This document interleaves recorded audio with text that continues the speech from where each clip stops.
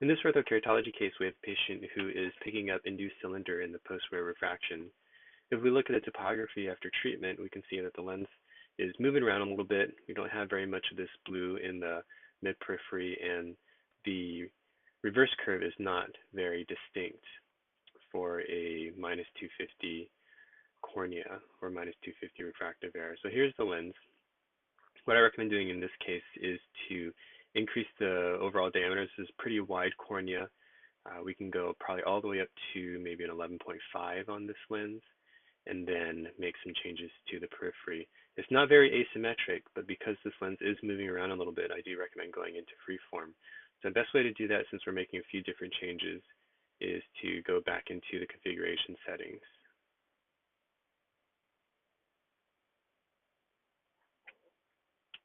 And we're going to set our new diameter.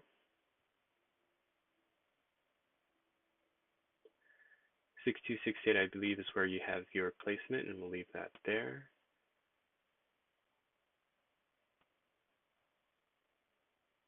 I think 150 is okay. Somewhere between 1.25 and 150 ought to be enough for this patient. It's going to be freeform, and I will leave the prism out.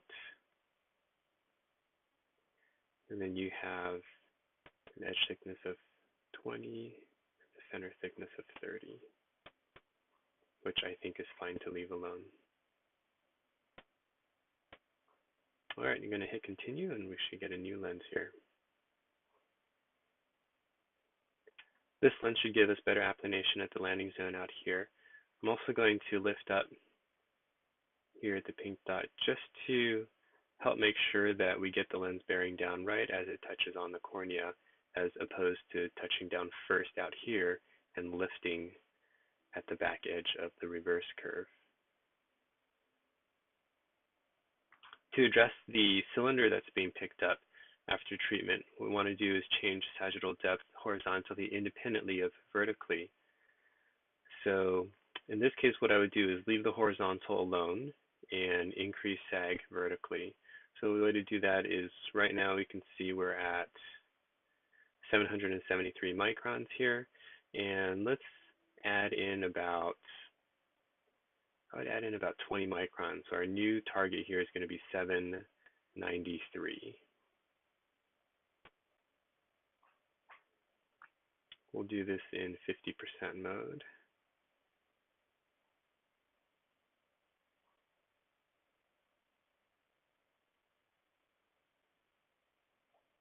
This puts us at 794, so we'll back off a little bit. And then we have to do the same thing inferiorly. Since we're in freeform, we're starting at 780, so our new will be 800.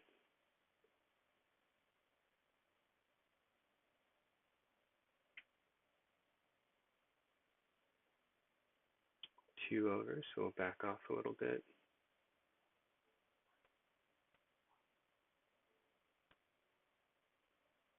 800.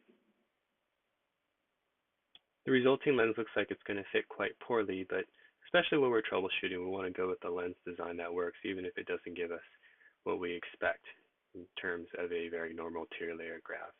So I would make these changes to both lenses, and that should tighten up the lens on the eye, hopefully get rid of some of that residual cylinder or induced cylinder your patient's experiencing. So hopefully this is helpful. Best of luck with your patient. Thanks for watching.